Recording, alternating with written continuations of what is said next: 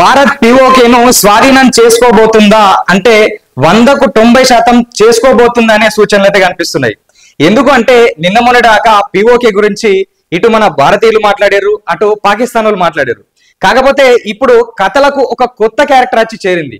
అది ఏంటిదంటే Afghanistan. So Afghanistan enter అవడంతోని చాలా వరకు అయితే ఇప్పుడు అంతర్జాతీయంగా ఉన్నటువంటి చర్చలు అనేది చాలా పెరిగిపోయినాయి.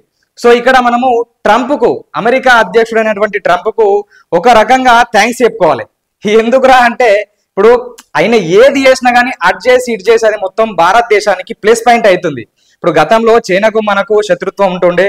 సో అటు ఇక్కడ అరుణాచల్ ప్రదేశ్ లో కావచ్చు, ఆక్సా చీన్ అక్కడ మన కాశ్మీర్ ను ఆక్రమించే ప్రాంతంలో కావచ్చు, చాలా వరకు అయితే గొడవలు ఉన్నాయి. కాకపోతే ఈ ట్రంప్ ఏదైతే టారిఫ్లు పెంచడం చేయబట్టి రష్యా అటు చైనాను కలిసి వాళ్ళతో చర్చలు జరిపి వాళ్ళ చేతి మన చేతి కలిపేసి అమెరికాకు శత్రుత్వం పెంచే విధంగా ఇటు చైనాకును మనకు రష్యాకు ఒక మంచి బంధం అయితే ఏర్పడింది. సో అది టారిఫ్ల వల్ల. సో ఇంకోటి ఏంటంటే ఇప్పుడు ఆఫ్ఘనిస్తాన్ లో ఉన్నటువంటి ఈ బాగ్రామ్ ఎయిర్ బేస్ ఏదైతే ఉందో, సో దాంట్లో పుల్లబెట్టి ఇది మాకు కావాలని చెప్పేసి ఆఫ్ఘనిస్తాన్ మీద వాడు ఒత్తిడి చేస్తుండు. సో ఈ ఒత్తిడి వల్ల ఆఫ్ఘనిస్తాన్ లో ఉన్నటువంటి తాలిబాన్లు వాళ్ళ ఫారెన్ మినిస్టర్ వచ్చి మన జయశంకర్ ను ఇక్కడ ఇండియాలో ఉన్నటువంటి అధికారులను కలవడం జరిగింది.